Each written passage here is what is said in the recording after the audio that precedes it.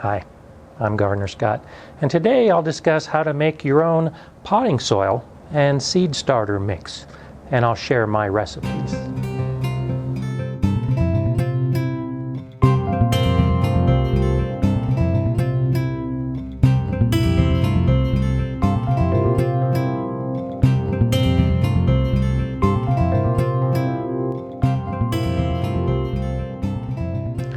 For many gardeners, one bag of seed starter mix or potting soil is enough to start a few seeds or to pot up a few plants.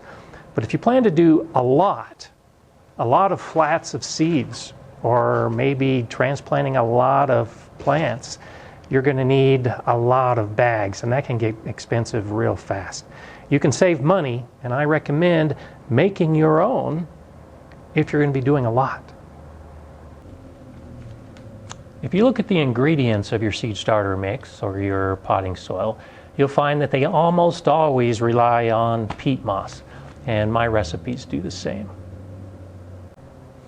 Perlite and vermiculite are also very common ingredients. You can find these at most nursery centers. I tend to buy in bulk. These 4 cubic foot bags really don't cost much more than about $20 if you buy them online, and they'll last a long time. A seed starter mix really doesn't need to include much in the way of nutrients. You don't need fertilizers at all. A seed contains everything it needs to start growing. All you need to do is just provide a place that's warm, that has moisture, and the seed will start growing. And so the medium can really be quite simple. Peat moss and perlite is all I use. So my basic mix is 2 parts peat moss to 1 part perlite. It's a simple matter. Just dump in 2 scoops of peat moss.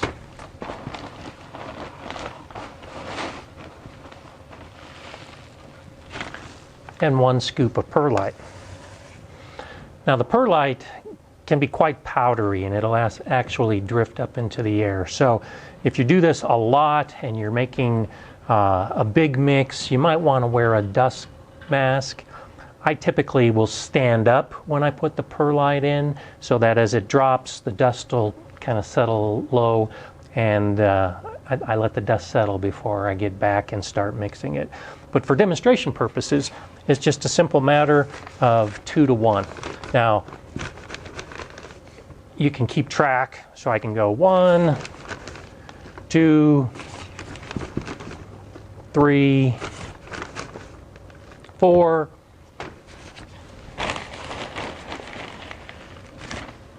1, 2, whatever works for you. And the measurements don't have to be perfect. They don't have to be exact. When I'm making a lot, like this tub, I'll actually forego the specific measurements.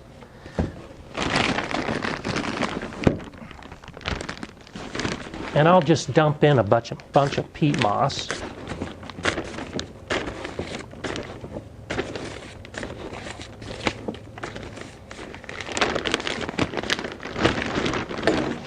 And then I'll take the bag of perlite and I'll try to put in about half as much.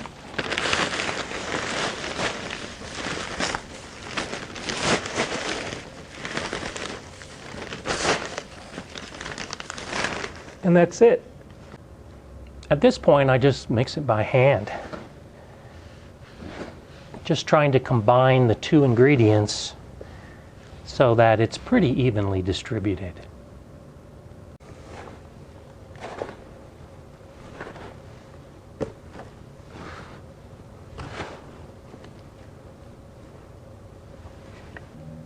Adding water is the last step. The peat moss is pretty dry, and you'll need to add water to make the entire mix nice and moist. So what's so great about this magical mixture of just peat moss and perlite? Well, you want your seeds to stay moist so that they can germinate. That's where the peat moss comes in. It has an ability to hold and retain a great amount of water. And so the seeds have a nice place where their roots can start growing in a moist environment. But you don't want your seed mix to be too wet because the seeds could rot. That's where the perlite comes in. It's great at drainage. So the mix between the moisture holding content of the peat moss and the drainage ability of the perlite actually is pretty magical, and they work very well together. There is an alternative to peat moss. You could use coir. Coir is made from the husks of coconuts and typically comes in a compressed brick or block. This is an alternative. It achieves the same purpose. It holds a great amount of water. You do need to rehydrate these bricks before you could use them to make a seed starter mix or a potting mix, but it's definitely an alternative, and some that I sometimes use. It's just the coir tends to be more expensive than the same amount of peat moss. When it's time to transplant seedlings into a bigger pot, the seed starter mix doesn't have much in the way of nutrients that plants need. So it's time to use a potting mix. A potting mix is a little more substantial, a little more robust, has more nutrients, and so you can either buy a potting mix or make your own, but you do need to have more than just peat moss and perlite. The key difference between the seed starter mix and the potting soil mix is the addition of compost. I used bagged compost. It works better for me in this environment with the quantities that I make. You could also use your own compost. I'd recommend sifting it. You could use worm castings. The idea is just to add a nutrition component at this point to the mix and give your plants something that they can benefit from. At this point, I start adding the 3 ingredients to my tub. The ratio changes. I use 3 parts of peat moss to 3 parts of compost to 2 parts of perlite. I put them in my tub and start mixing. Additional nutrients in the potting soil mix comes from blood meal, bone meal, and green sand. The blood meal offers the plants nitrogen, the bone meal provides phosphorus, and the green sand provides potassium. For a tub this size, I'll add about 1/4 cup of the blood meal, the bone meal, and the green sand, and then incorporate it very well. If you're making a smaller quantity, you don't need nearly that much. It doesn't take much more than maybe a tablespoon of each of these ingredients, or at least one of these ingredients, to make your potting soil more robust and more substantial. Just like before, when you have everything in your tub or your container, you want to blend it and mix it well to fully incorporate all of the ingredients. So where does the vermiculite fit in? Well, vermiculite and perlite are similar. Perlite helps with drainage and vermiculite helps with drainage. But vermiculite also has the ability to hold some moisture. And so sometimes in my seed starter mix, I'll actually use vermiculite along with the perlite in the recipe. In the potting soil mix, I'll do the same thing. I'll use 3 parts of peat moss, 3 parts of compost, 1 part of perlite, and 1 part of vermiculite. And there you have it. That's how I make my seed starter mix and how I make my potting soil mix.